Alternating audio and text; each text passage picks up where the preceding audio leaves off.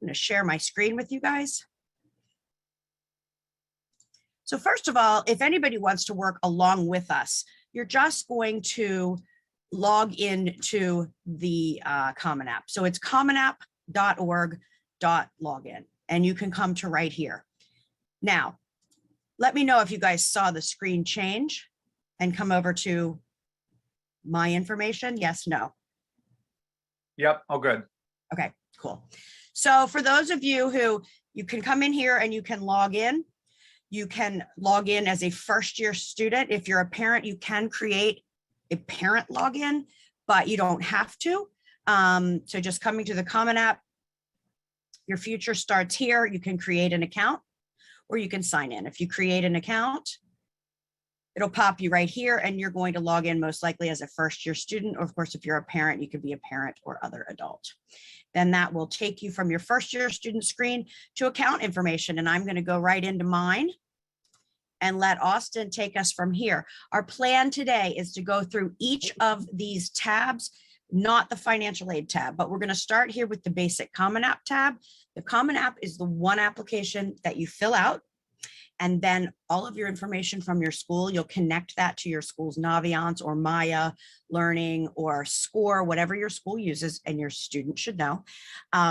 You'll connect that to the Common App. That will automatically allow the school to download transcripts, teacher recommendations. Then also, if you are going to report scores, the score companies will also allow you to connect with that, but typically you have to send those individually. So this is your main app for the majority of the schools that your child will apply to.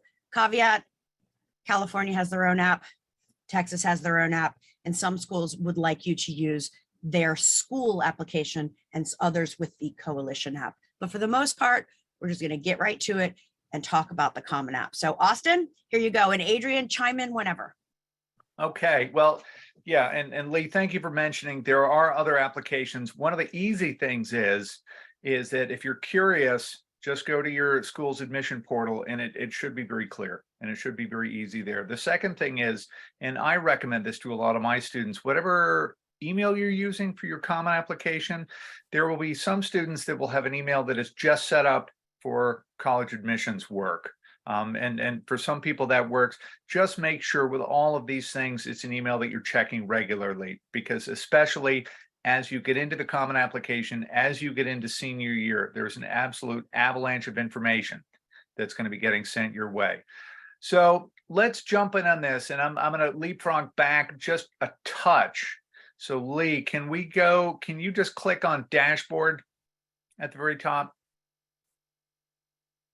Okay, so the one thing is, and this is a little bit annoying just because it's not intuitive. I've had students ask me all the time, they say, how do we add schools to the Common application, which is actually really simple.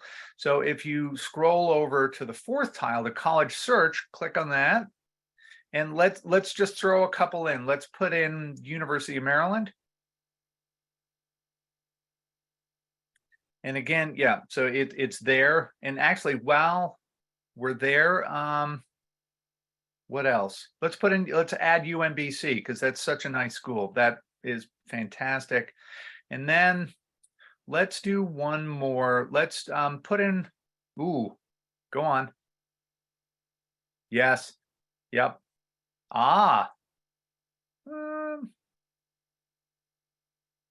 Yep, Chapel Hill. Perfect. Okay, so again, if your school doesn't pop up here, as Lee said, Texas, California are the biggies.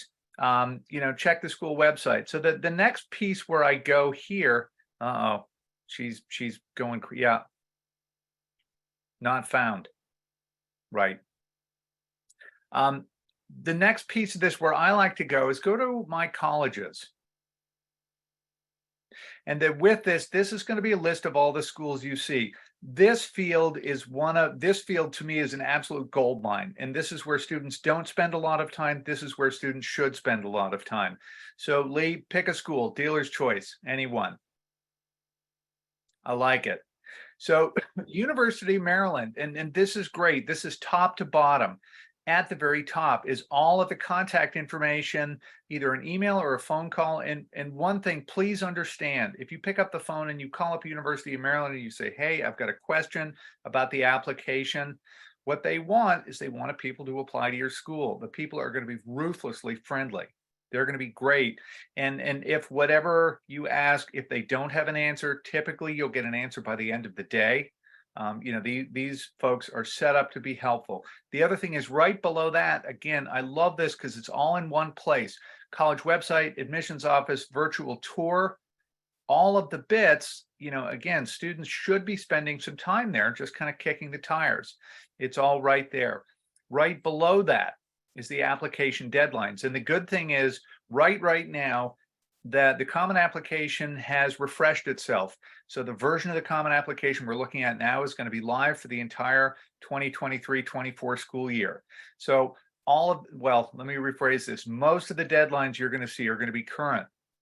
And so with this, again, without going down too many rabbit holes, this is going to give you the application deadlines. And with the students I work with, we work towards deadlines. So with this, with College Park, early application November 1, regular decision January 20th.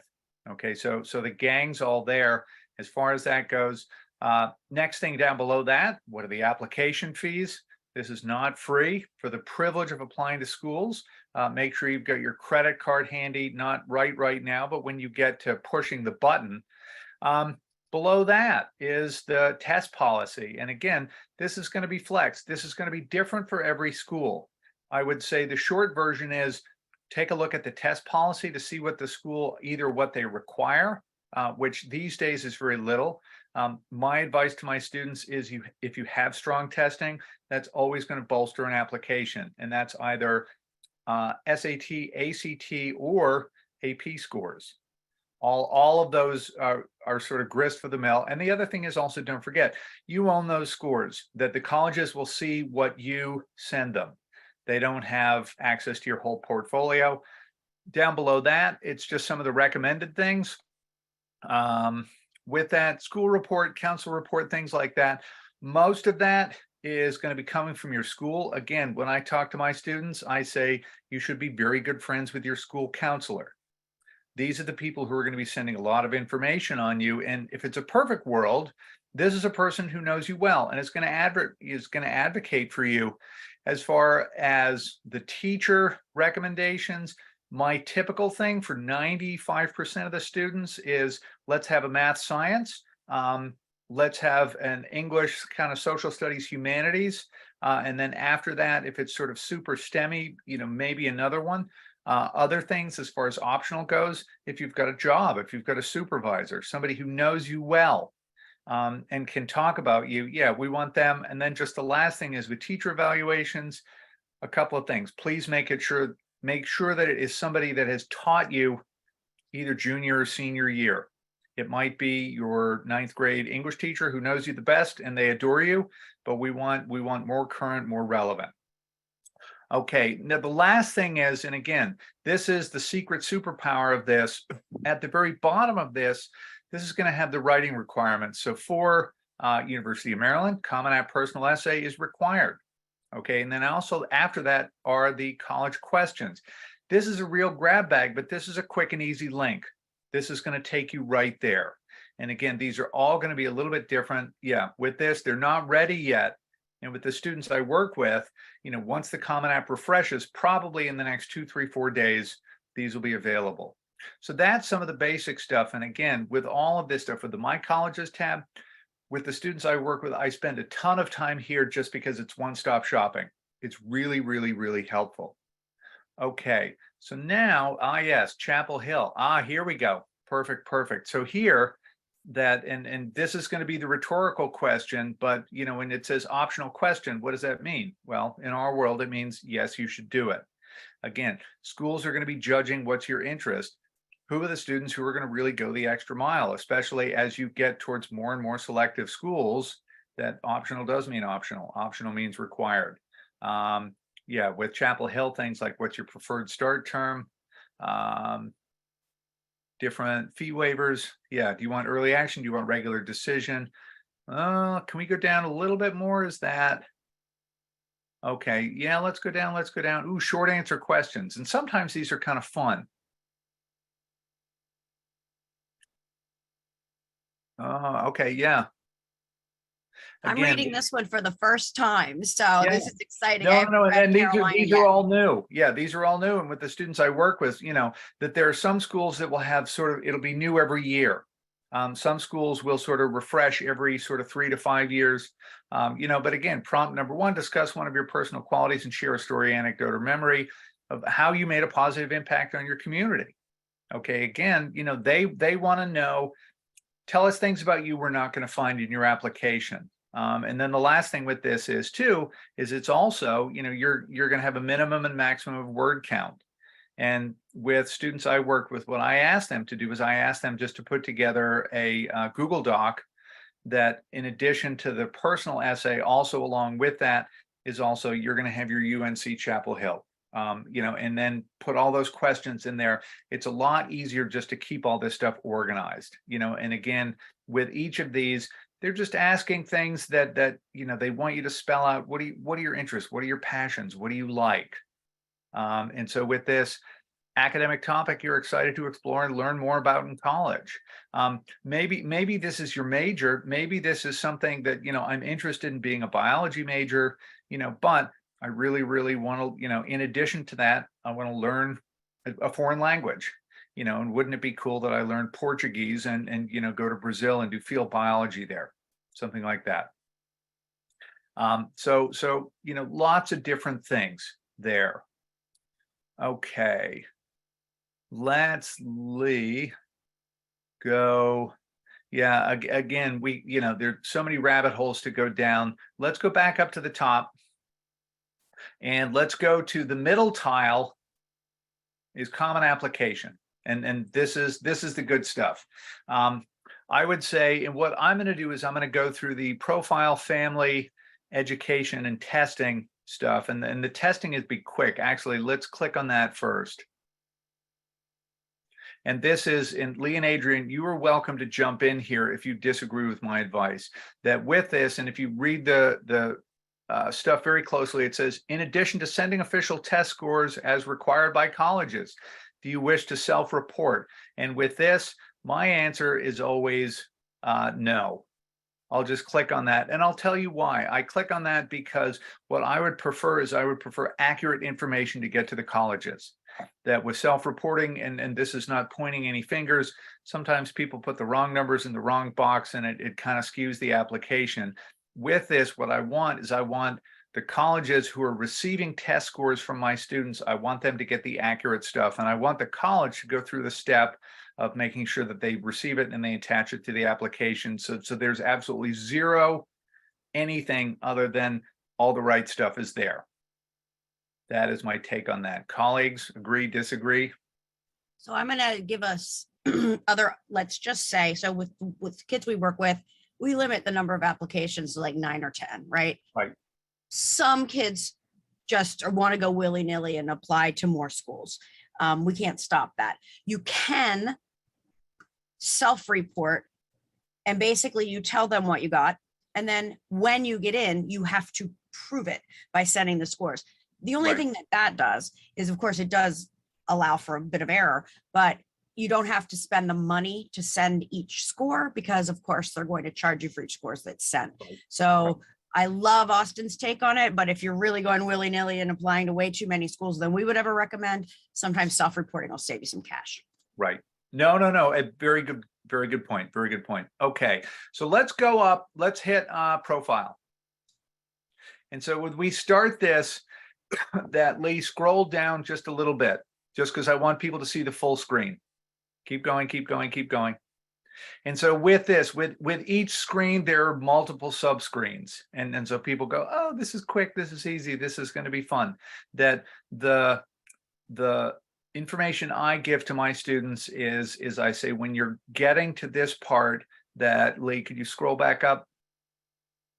That the profile, family, education part, if you just sit down, if mom or dad are nearby, so you can get the information from them, just filling out the basic information, this will take maybe an hour, hour and a half tops. Okay. It is tedious. It is just colleges are looking for a lot of information about you. And so with this, again, the personal information, what's your name? What's your last name? Keep scrolling down. Have you used any other names? You know, again, address, click. This is going to be, where do you live? Again, where this can get a little bit difficult if your parents are separated or divorced and you live in different states, you know, that may or may not have a bearing on it, especially if you're trying to apply as an in-state student. You know, so have that conversation ahead of time.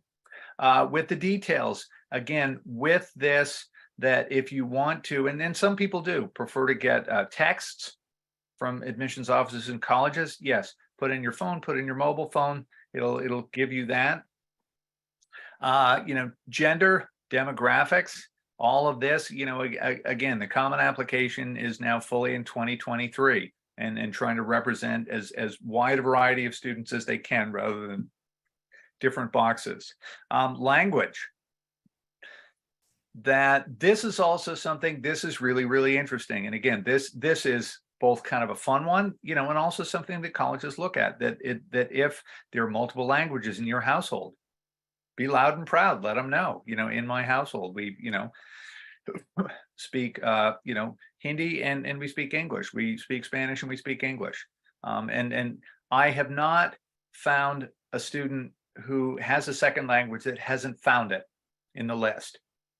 Gang's all there. Okay, with that, next one, with this, yeah, and again, that here there's a variety of things. We make no assumption that all of our students are sort of born in the US and have US passports. Again, the gang's all there. That for, I would say, 99% of the students we're working with, you are either a US citizen, you know, or have residency in the United States, which in the eyes of colleges is basically the same thing. And so, Austin, I have a quick question. Let's just say you're dual citizen. I have Yep. an Irish passport and Yep. an American passport. What am Yep. I going to put in here? American. Got it. And the reason I say that is if you, you know, if you live in Maryland and you have an Irish passport and you say, I live in Maryland, but I'm Irish, what that's going to do is that's going to put you into the international basket as far as applications go. 30 years ago, 20 years ago, 15 years ago, when you and I were teenagers, this is going to be the, oh, isn't this great? There's an international student, they're interesting, and that gives them a little bump. These days, not so much. You know, these days, especially at state schools, you know, they're looking for domestic students, and the international pool is going to be a more competitive pool. That these days, college admissions is global, especially as we get to more selective schools that, well, you will have selective schools that are in low double or single digits as far as application goes, that their international pool, and this is all international, that number is going to be half or less of admits. So we want to just, you know, stick it right down the middle. If you are a dual and an American citizen is where you want to go. As far as Austin, yes, can I just jump in for a second? This is Adriane on Yeah. the name. Yep. It is very important for students to use their full birth name and that Yes. it matches their academic records Yes. and that matches their what's on their social security. Kids have gotten caught by using instead of their full name, they'll put Chris instead of Christopher. Right. That can cause problems. So make sure you're using your full name. Right. Or if they go by their middle name, Exactly. which Yeah. I do. Yeah, that you've got to make sure that yep, the whole thing is there. Okay. Common application fee waiver, just to make this a little bit simple, that is going to be a question for your school counselor. If you are in a position to receive a common application fee waiver, which a number of students are, check with your school counselor on that. And they are going to be really your point person to help out with that. They're the ones who are kind of the air traffic controllers with that. And so, yeah, I mean, with all of this, US Drive is another one that, again, check with your school counselor. They will have the information for that, or they can find it out. Okay. Okay. Family. Now, again, the good thing about this is that, gosh, these days, 2023, married, separated, divorced, never married, civic partnership, all kinds of things here. Again, this really doesn't have any bearing as far as application goes. What colleges are looking for is they're just looking for data on their students. And so with this, again, be as accurate as possible. With whom do you make your permanent home? That's also one of the sort of tricky ones, that if you have a parent who, let's just say, one parent lives in Virginia, the other parent lives in North Carolina, both of which have fantastic state schools, and you're trying to figure out, like, okay, where do I want in-state to be? Two things there. One is check the requirements for in-state. What do you need to do to have in-state tuition? The very simple thing of that is where you're domiciled. This is typically, where's your driver's license, where if you're 18, where you registered to vote. So again, check the fine print on that. Sort of short of that, yeah, you just want to be able to put down, where do you live, where do you receive a lot of mail, et cetera, et cetera. Okay. Parent one and parent two. So with this, again, pretty straightforward. What they are going to be asking, in addition to your parents, and as Adriane's saying, make sure the information is accurate. Keep going, keep going, keep going. Talk to your parents about whether they want their phone in there or not. Some parents will say, yep, that's great. Some parents, like me, who are sort of old and curmudgeonly, will say, no, thank you. The last thing is here, as far as highest education level goes, that with these things, if your parents have gone to college, even if they have gone to some college, okay, please put that in. Again, they're looking for this, and there's a variety of categories there. If your parents are international, or if your parents, for whatever reason, have gone to an international university, that yes, you want to put that in there. So I don't know, I'll pick an easy one. Ooh, Adriane, you'll like this. A parent is Canadian and went to one of the fine schools up there, perhaps McGill or UBC, that yes, put that in. And it will also have, see if McGill comes up. MC. There we go. Boom. Yeah. And so with this, again, schools are just trying to learn a little bit more about you. Lee, can you click on sibling?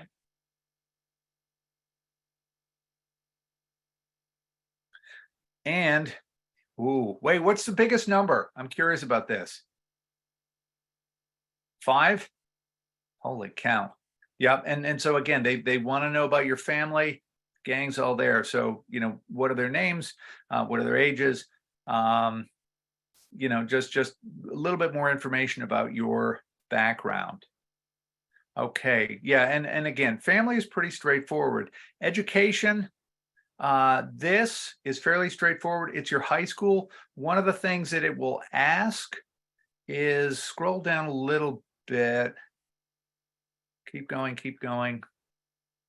Yeah, here, that for most students, where they go to high school has been their only school. If you have gone, for whatever reason, your parents moved, you transferred schools for other secondary or high schools. If you did 2 years at one school, 2 years at another, let them know that. If you have done either the dual enrollment or the running start, that's the colleges and universities, that you want to put that in. And also, let me qualify this just sort of quickly and easily, that I have students who will do a summer program that, University of Maryland sort of Young Science Scholars program. And it's kind of a 3-week program at University of Maryland. It's a lot of fun. You get to play with, electron microscopes and all the good stuff, that students will ask, is that something I should put in as far as my education goes? That you can put that in the activities section, just as far as, a really interesting summer experience. When we talk about this stuff here, the actual colleges, junior colleges, community colleges, what we're talking about here is places where you actually get credit, meaning you're going to have a transcript as opposed to kind of politely a certificate of completion or a certificate of attendance. This is places that you have college credit from accredited schools, et cetera, et cetera, et cetera. Yeah. And all of this, dual enrollment, college direct, credit awarded directly by the college, summer program, that's all good. And especially if you have this stuff, please put it in. Okay. As far as grades, and most current year courses. Here, Lee, stop there for just a second. Move the cursor over to the sort of top, not top left, but over to the left, just to the left of grades. You see where it says courses and grades? Okay, some schools are going to ask you to self-report. Okay, and again, this is probably about a third of the schools. And yeah, and so University of Maryland will ask you to self-report that, can I access a copy of my transcript or my official grades? I can't imagine the answer to that would be no. That as you're getting started with this, talk to your school counselor, okay, and or your school registrar, and just ask for a student copy of your transcript, which is just going to be a simple, a PDF. It'll be either an electronic file or they'll give you a piece of paper. All of the information on there should be accurate. The only difference is what this is not a stamped and sealed kind of official transcript. All the data is there. So when you're getting to the point of self-reporting, have it's either your report card or your transcript right next to you. So you've got the courses, you've got all the grades, and this is going to allow you to do this. Again, Austin. yes. Oh, I'm sorry. Quick thing. This is also a great time for you to make sure that it's correct, right? Yes. You want to Yeah, make yeah. sure that you really took all those classes, that the grades really are the grades that you received. And if Right. there was anything kind of wonky, that it got changed. I also want to draw your attention over here. The help section on this Common App over here is phenomenal. And the help section directly works with the section to its left. So some things, rather than, going willy-nilly and trying to just find the answer, it's probably right here. And that should be very helpful to you too, but definitely check that transcript. You want to make sure it's right. You also want to make sure that if you're choosing to be test optional, that the test scores do not show on your transcript. Some schools have the scores on the transcript. Right. If you're test optional, they can't unsee it. So make sure you've got that checked. Right. Right. No, absolutely agree. Absolutely agree. And so as far as, and education goes, this is going to be your sort of high school career. And let's go down just, the last one is on, well, there are two things here. As far as where it says community-based organizations, again, if you're working with a CBO, and there are dozens of these, and they're fantastic. And so this could be something like New Jersey Seeds. It could be Prep for Prep. There's a pile of them. Yeah, ABC. If you're involved with this, you'll know this. And again, just you should be able to sort of find it fairly quickly there. The last thing is, and again, with the honors, let's click on this. This is a great thing where it says, do you wish to report any things with this? And I want to say this is, you can report up to 5. Okay. There's a couple of things that students will typically put in here. It can be something like if you're an AP scholar. Okay. If you've taken a number of AP courses and you've gotten a sort of 4 or better, it's going to have that. The APs will send you a thing. If you're on the honor roll, if your school has either honor roll or high honors, again, absolutely put that in there. If your school, for example, has sort of a prize day where they say, the top 3 students in 10th grade English are this, the top 3 students in Algebra 2 or this, again, those are all excellent things to kind of show your chops with this. One of the other ones I've seen is if there are state or regional language exams, that with some of the languages, you'll, get a gold, silver, bronze medal as far as those goes. It's all in the mix. And the one thing is, this is a nice way just to kind of brag a little bit about what you've done, or if there's a course where you've worked really, really hard and you've got recognition for it, again, don't be shy about that. Don't be shy about sharing that. And if you have questions about this, just talk to your counselor about it, that we are in a position we can sort of guide you through this, and help you. And that's one of the sections that students will just say, oh, I don't really have anything. And you go, well, hang on a minute. Let's look at that and let's think about that. So that is, that's what I've got with that. Yeah. And then future plans, again, that with this, for most of these, you're applying for college, you're looking for a bachelor's degree. As far as career interest goes, and this is under the veil of sort of brutal honesty here, is that with this, what the common application is doing is, they've created a filter because they're trying to say, okay, what can we send kind of spam to? And so with this, I would say, as far as future plans go, certainly put in that you're applying as a first year student and you're looking for that. Yes, absolutely. As far as the everything else, I think if you leave it blank, that should be fine. And if you're interested in, if you have a niche thing, if you want to do electrical engineering, put that in. You're going to get a lot of information on that. So that's one of those sort of 50-50 things as far as that goes. So that's what I've got. I was going to say in the chat. Oh, let's see what this says. Oh, Adriane is managing the chat. So I'm going to tap out and hand it over to my colleagues. But Lee, so far so good. Are you happy what you're hearing?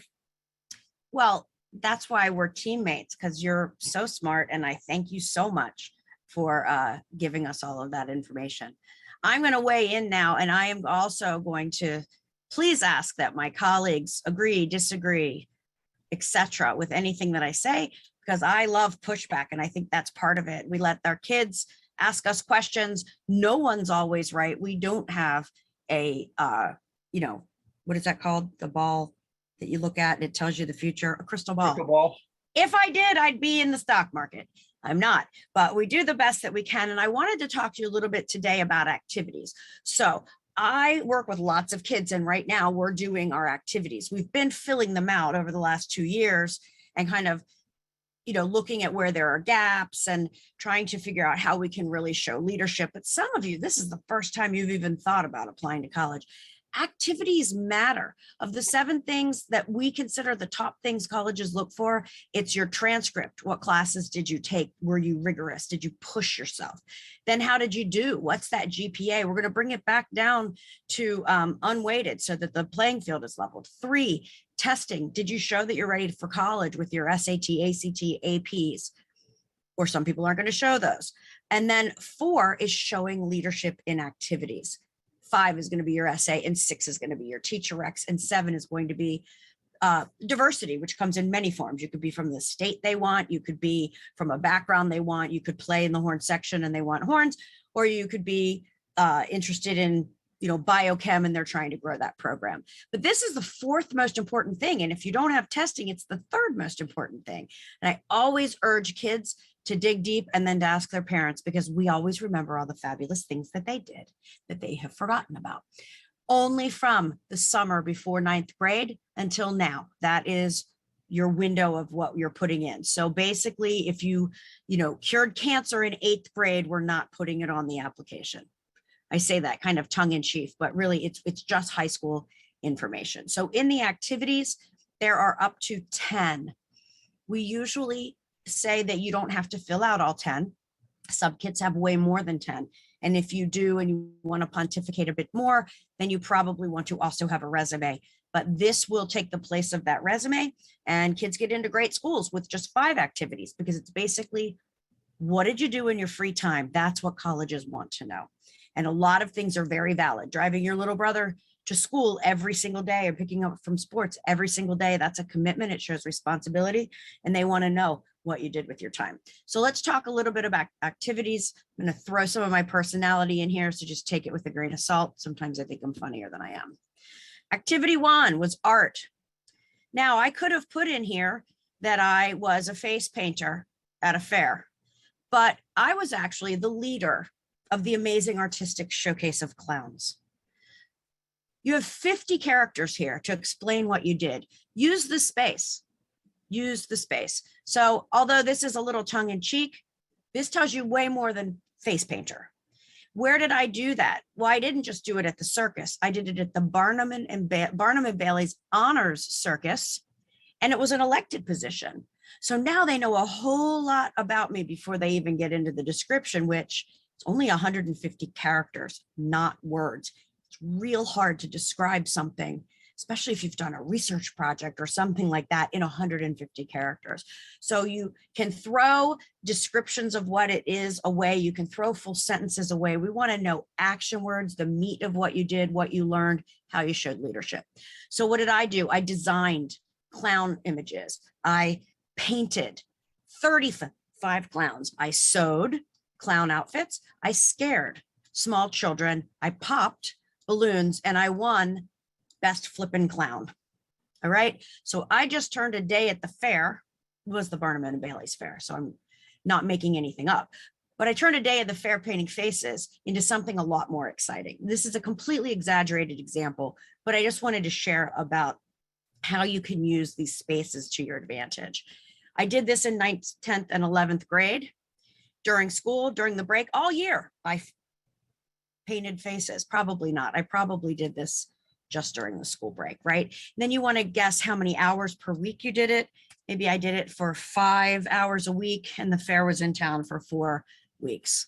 And do I intend to participate in this similar activity in college? Well, if I'm going to school for theatrical makeup, theater, or something like that, I might. So my answer would be yes. And again, it doesn't make you look better if you do want to do it in college or not, but they just want to get an idea of, is this a long-term thing that you're going to continue at their college? So that was kind of my funny one. Also athletics. Listen, a lot of athletes don't have the time, especially if you're a 2 or 3 sport athlete, to do all this other stuff. So we really want to make sure that the colleges understand what you're doing. So athletics has a breakdown of JV, varsity, and club, but look at all these other things you can put in: academics, art, athletics, career-oriented, community service, computer and tech, cultural, dance, debate and speech, environmental, family responsibilities, foreign exchange, foreign language, internship, journalism, junior ROTC. I mean, we can just keep going down. There are so many things that if you just read the list, might spark some ideas and memories for you. And then work. Yeah, hit me. Yeah, and the one thing is, Lee, that I'm glad you hit this. One of the things with students I work with, I'll usually just tee this up because I'll say, let's talk about activities. And then they kind of go, what does that mean? And we'll go down through this list, slowly.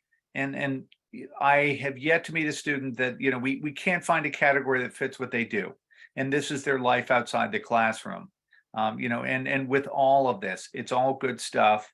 My personal favorite, we've talked about this, is work.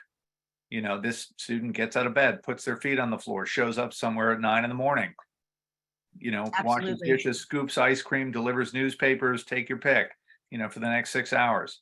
But yeah, and it's always good just to scroll through this, just to kind of tee things up a little bit about, let's look at all of the examples. And the second thing is, which I thought you were absolutely spot on with, is that people will glance this and it is a character count as opposed to word count.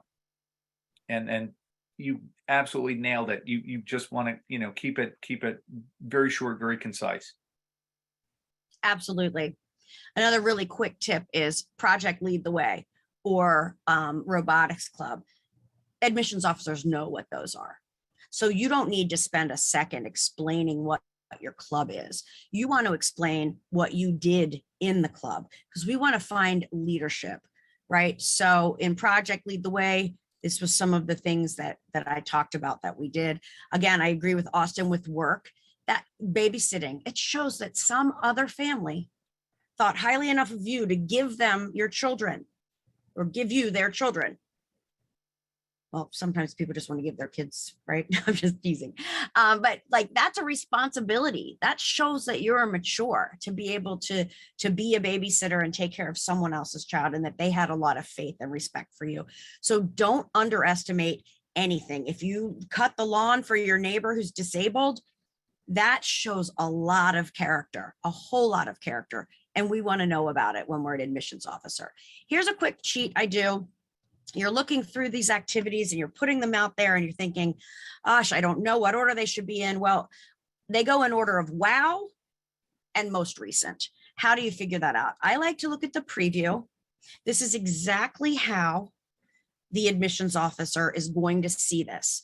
So I want it to look visually appealing. So I would probably go back in here and add some capital letters so that this looked consistent. I want to make sure that it's easy to read. And so right here, I know that this student has done art for 3 years. They also played sports. There's another thing for club level sports. And then that we did volunteering, but here I left out when. So a really good way to check it out is to hit that preview section. We have our students download this as a PDF and send it to us so that we can kind of think about it with them, figure out how we get the wow here. And then it's super easy if you want to move things around. You just move them down or you move them up. Okay. But you want to look at the whole thing in a glance as preview and really see, what does this look like? Is everything spelled right? Does it look consistent? Because if I'm just glancing at this, I can catch all of this pretty quickly. You're dealing with speed readers, but you want to just make sure that you don't have any errors here. That's the activity section.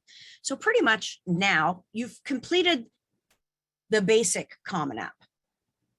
Now we get to the part that I think a lot of kids get tangled up with, and that is the writing section. This is the personal essay. The personal essay is 650 words. Colleges are looking for things like determination, grit, passion, intellectual curiosity, resilience. But what I find is that often kids want to write about something they overcame in their lives. And that can be a true topic. But I want to caution you with not writing anything that's negative. We never want to write about any issues that we had if they really don't matter anymore, or if they've really overcome them. I would rather learn something about you that really talks about who you are now, what you've done, why it matters, and who that's going to make you in the future. Because again, tongue in cheek, colleges want to know that you're going to come. You're going to get involved in tons of stuff. You're going to love the school. You're going to graduate on time. You're going to be a very active alumni, and you're going to donate money. They're a business. That's what they want to get out of you. So we want to show them in this personal statement that you're that kind of a person. And I don't think you need to overthink it. A lot of kids are overthinking their personal statements right now. You're only 17. You don't have enough information quite yet to have to write something like Hemingway. So let's just write about your interests and something that tells who you are. There are 7 prompts. What I'm going to suggest that you do, rather than us take your time this morning, is go over to our website. Adriane will put it in the chat. It's annapoliscollegeconsulting.com/essay-corner, and then another /. If you go down into our toolbox, we've broken down these prompts with a little bit of what does this prompt really mean? What do the colleges really want to see if you choose this prompt? These prompts are to help you think about stuff to write about, but they're not here to hold you back at all. These are just to kind of help you get started. And you always have this last one, share an essay on the topic of your choice. However, if you choose that one, you better be pretty bold and it better be really cool. And then you can choose, your student will choose any of these prompts. Again, head over to our essay corner. You'll see the prompts with some info. You'll see a little bit about our methodology that might help you. And then we have a rubric that we use when we're helping our students get through this. And I think if you take a glance at that, you might see a little bit about what colleges are looking for and how we're rating these essays. In your first round, kiddos, I say you open a Google Doc and you do a word dump. Just get it out. Maybe pick 3 topics and kind of outline what those would look like, and really think about which of those stories tells the most about you, and then start filling that in. And then you can whittle it down after that. We've got an essay expert on board. All of us help our kids with their essays. It's 650 words. It can't be Chat GPT. I read one that was so clearly Chat GPT driven yesterday that I was just so disappointed. It needs to be from you in your voice. You don't need to launch it with an opening and then 3 points and then a conclusion that wrap up the 3 points. No, that's a research paper. This is about you. You could start it off like, my knee was bleeding all over the place. I knew I'd never walk again when I was 3 and fell off my tricycle. As a reader, I want to read the rest of that. But if you're going to talk about your grandmother being the most important person in your life, or the game-winning catch, you need to dial back in and think, how many other thousands of kids are going to write about that same topic? And if you're choosing it, what spin are you going to put on it to make it different? Okay, because we got to catch these speed readers, keep them reading, and learn about you. Who are you? Who are you going to be on our campus? Don't overthink it. And we're here to help if you need it. There's another section, and I'd love my colleagues to chime in on this, because I feel strongly one way and they may feel differently. So again, there's no right way. But in this additional information section, it's a section where you can do a few different things. The first one is basically the COVID essay. Do you want to share anything on this topic? Here's my thoughts. COVID absolutely inconvenienced all of us. We all have some story about how we didn't learn algebra 2, or, the learning was truncated, things like that. That's not what I think this is for. Unless COVID really did something that was a major shift in your family or your learning, I would skip this. You only have a certain amount of time for this writer or reader to read you. You don't want to waste any time telling them something about COVID that they know already. So this is a very interesting section, and I usually have my kids not fill it out. Do either of you guys feel differently about that? No, I well said. I like what you said. The second section here is any additional information that you wish to share. This could be used a lot of different ways. So I have one student who's in a very selective high school in an extremely rural part of the country. You would hope that the reader knows that about the high school, but they may not. So you can put in your school profile, which is going with the application anyway. But just a little reminder here that this is a very rural school where most kids drive X amount to come to, just to put that perspective for the reader. I think that would be something you could put here. If you have a resume that you think is something you really want people to see, you could put a link for that here. There's no guarantee they're going to click on the link, but I would put that here. If you have an online presence and the rest of the application for the school didn't ask for that, but you want to showcase that, you could stick that here. And with my colleagues, if you have anything else that you would use this section for, if not, you can leave it blank. But let's just say you were terribly sick, or you switched schools in the middle of the year in sophomore year, and it just really jacked up your transcript. Here's a great place to explain that as well. Anything else? No, I agree with you. I mean, with students I've worked with, typically, within the first kind of 1, 2, 3 meetings that I'll say, tell me about yourself, tell me about your school, like exactly what you said with the transcript. With most of the students I've worked with, not with most of them, with some of them that I've worked with, there'll be something that comes out, and I'll just tell them, I say, this is really interesting. I think this is very much a part of your story. You might want to consider doing this in the additional information. Sometimes this is family things, sometimes this is medical things. I'll also tell students that, I think this is compelling, but maybe they do or don't want to share it. And I'm going to leave it up to them, but I'll also just say, I think this is really important. And again, the written portions of this, the nice thing about these are sort of spaces in the application where a lot of it is kind of pull downs and tick boxes, that if there's something that's really, really important that you want colleges to know, that this is a great place to do it. And the other thing is people will just think, well, this is how else are they, they'll know somehow, because they're not checking your social media feeds. They're not doing that. But yeah, this is a great opportunity. And the last thing is, if you have an online presence, oh gosh, I'm blanking on the acronym, but whatever it is, if you're sharing it with a college, make sure it is family friendly. What are they called? Not suitable for something. Anyway, yeah. Make sure you can happily show this to your grandparents, and they'll say, that's fantastic. Thank you so much. I love that. The grandpa check. Yep. Grandma check. Absolutely. Yep. Thank you so much. Okay. Courses and grades. Austin talked about this before. Let's hope that they don't ask for these.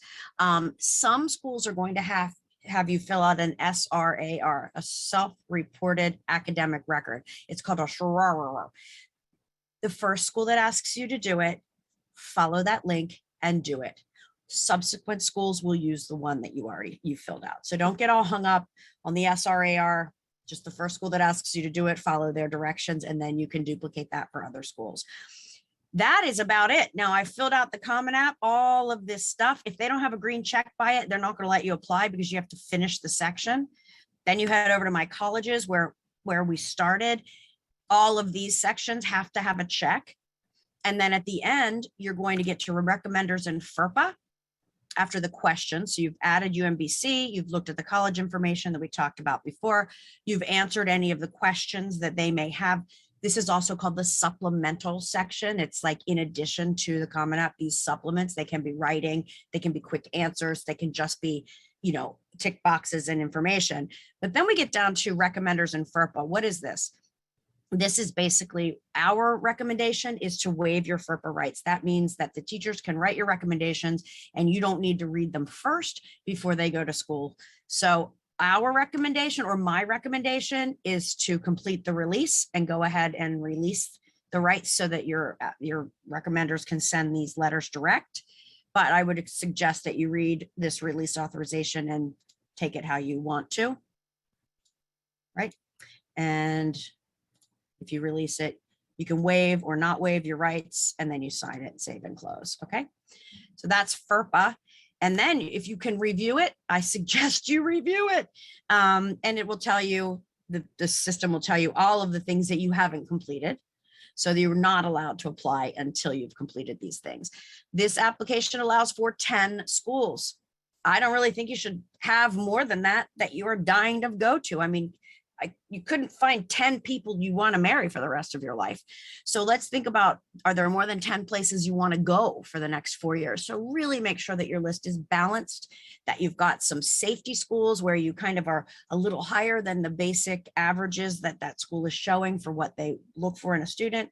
You have some just level set schools where you're kind of right in that middle 50% and you look similar academically to a lot of the kids on that campus.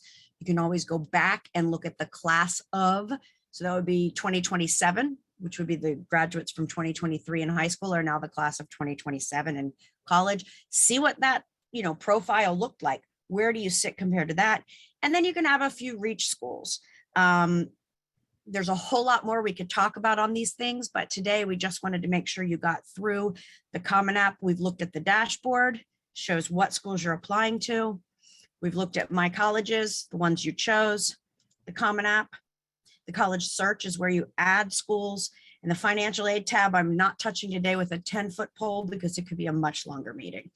So I want to thank everybody for coming and thank my teammates, Adriane and Austin, for being here, for managing the chat. We'll open it up for any questions. I am going to go ahead and stop the recording now and you guys can ask away.